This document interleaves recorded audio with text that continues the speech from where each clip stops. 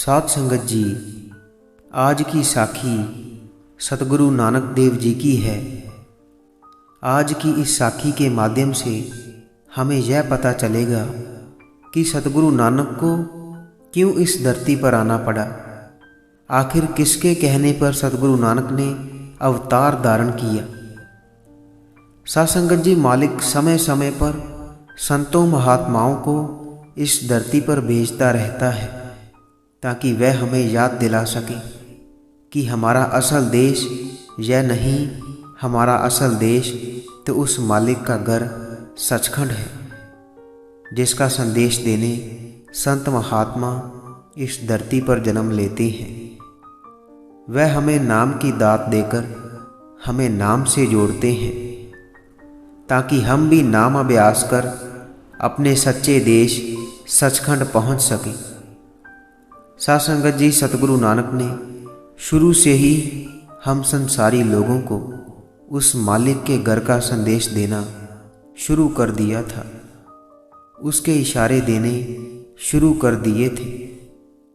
लेकिन उस समय जिन पर उस मालिक की कृपा थी, केवल वही उनके उन इशारों को समझ पाए। तो सतगुरु नानक ने कैसे अवतार धारण किया और क्या लीलाएं दिखाई, आइए बड़े ही प्यार से आज का ये प्रसंग श्रवण करते हैं। साध संगत जी, कहते हैं कि जब सतगुरु का जन्म हुआ तो सतगुरु के मुख पर बहुत तेज था, उसके नाम का प्रकाश था, वह रूहानी नूर था जो सतगुरु के चेहरे पर झलक रहा था, जो हमें उस परमात्मा की खबर दे रहा था। लेकिन उस समय कलयुग भी अपने क्रूर रूप में बहुत जोरों पर था, जिसके चलते पाप ने बहुत भयानक रूप धारण कर लिया था। भाव बहुत बढ़ गया था, जैसे कि काल पड़ जाना और दुर्घटनाओं का होना उस समय आम हो गया था। मलेशियों की हुकूमत बहुत बढ़ रही थी, मोहम्मद का पंथ बढ़ रहा था। पाप राजा के सैनिकों का रूप धारण कर गरीब प्रजा पर जुल्म कर रहे थे, गरीब लोगों को मारा जा रहा था। मौत के फरिश्ते खोटी चाल चल रहे थे। उस समय के राजा दुष्ट और पाप कर्म करने वाले हो गए थे। लोगों को शुभ कार्य करने के लिए रोक दिया गया था। मन के पीछे लगकर लोग गलत काम करने लग पड़े थे। दुष्टता, जुएबाजी, दुख और संताप, यह सभी सिंह का राक्षसनी के पुत्र राहु के समान हो गए और धर्म पूर्णमासी का चंद्रमा हो गया। उस समय के राजे किसी की बात नहीं सुनते थे और काजी रिश्वत लेकर झूठे व्यक्ति को सच्चा बना देते थे और सच्चे व्यक्ति को न्याय देने की बात नहीं करते थे। जगह जगह मलेशियों की बोली का बोलबाला हो गया था। अपना अपना धर्म सभी लोगों ने छोड़ दिया। पुण्य कर्म कमजोर हो गए और पाप कर्म भारी हो गए थे। गरीब और कमजोर देखकर धन को लूट लिया जाता था या फिर खो लिया जाता था। पराये काम करने वाले का नाश होता है, जैसे कि पटसन अपने आप को कटाकर एक रस्सी का रूप होकर दूसरे को बांधने के काम आकर दुखदाई होती है। पराया धन, पराई निंदा और पराई स्त्री के लिए दिन रात तन मन से प्रेम की धारा चलती थी। जंगम जो टलियों को खड़काकर मांगने वाले होते हैं। सरेवरे और दिगंबर जो जैन लोगों के दो भेद हैं, आपस में बहुत झगड़ा करते थे। वाहिगुरु के नाम के बगैर बाद में वह खराब होते थे। जोगियों के 12 पंथ बने हुए थे, लेकिन प्रभु की भक्ति के बगैर वह मालिक परमात्मा से बिछड़े हुए थे। 12 पंथ इस प्रकार हैं: हेतु, पाव, आई, गमिया, वागल, गोपाल, दास, कंबड़ी, बन, ध्वज, चोली और रावल। शास्त्रों को लेकर ब्राह्मण झगड़ते रहते थे और आपस में बहुत लड़ाई झगड़ा करते थे। सिर को मुनाकर कई सन्यासी बन गए थे, लेकिन हर समय धन माया और स्त्री के पीछे भटकते रहते थे। और कुछ अपने आप को वैरागी सुनाते थे, लेकिन उनका मन गृहस्थी से भी ज़्यादा तृष्णा की आग में जलता था। पहरेदार चोरी करते थे तो फिर घर की रखवाली कौन करे। प्रजा का हित राजे के हाथ में होता है, लेकिन उस समय राजे ही प्रजा को बुरी तरह से बुरी मार रहे थे। इसलिए पाप कर्मों का धरती पर बहुत बोझ बढ़ गया था। धर्म हौसला नहीं धारण करता था और जगत में कोई भी प्रेम प्यार नहीं था। धरती भय के कारण भयभीत हो गई थी, तो धरती ने दीन होकर उस एक ओंकार परमात्मा के आगे आराधना की। धरती ने कहा कि हे परमेश्वर प्रभु, आप आदि स्वामी हो, आप संसार की बड़ी से बड़ी ताकत से भी बड़े हो और सनातन हो।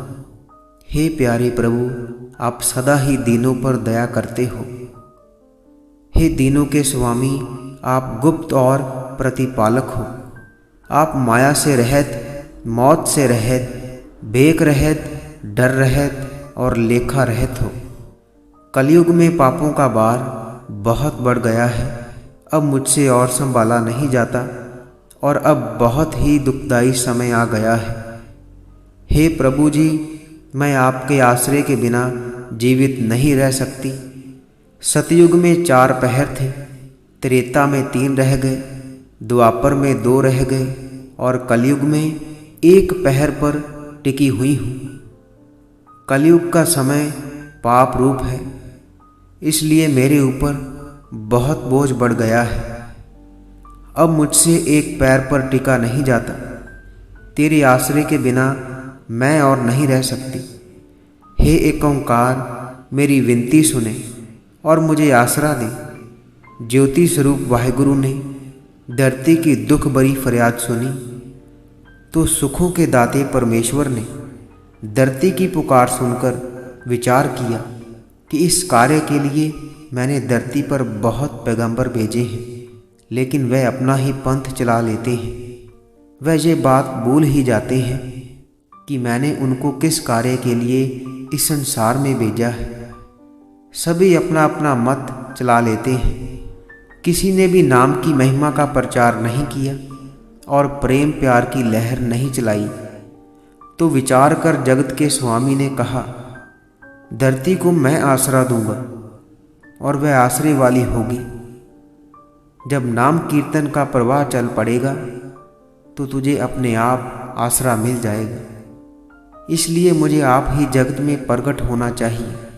मेरे बिना और कोई उपाय नहीं हो सकता। और धरती से कहा, मैं तुम्हारा सहारा बनकर तुम्हारे सभी दुखों का नाश कर दूंगा। तो आकाश की मीठी वाणी सुनकर मुख को मोह लेने वाली धरती बहुत प्रसन्न हुई। तो सतगुरु नानक करतार का रूप धारण कर सुंदर वेदी कुल में पैदा हुए।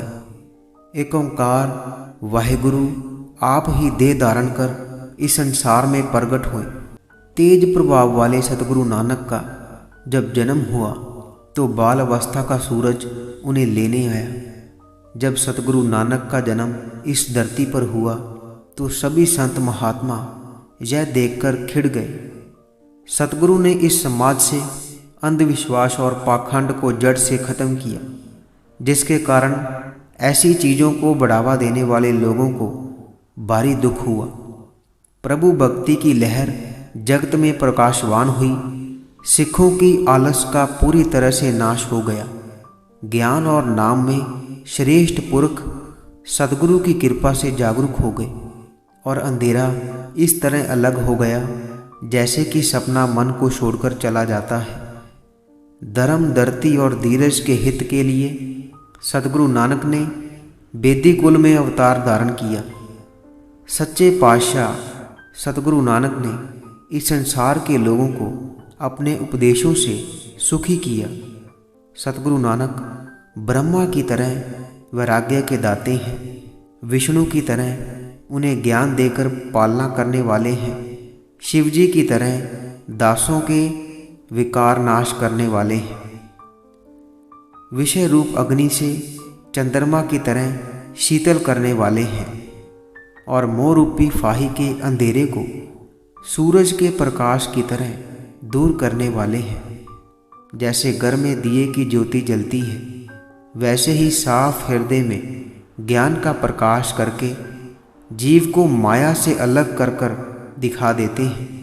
तो ऐसे सतगुरु जी मेरे जैसे भिखारियों को अपने चरणों का आसरा देकर भय को दूर करने वाले हैं और डुबा लेने वाले इस संसार रूपी समुद्र से तार लेने वाले जहाज रूप हैं।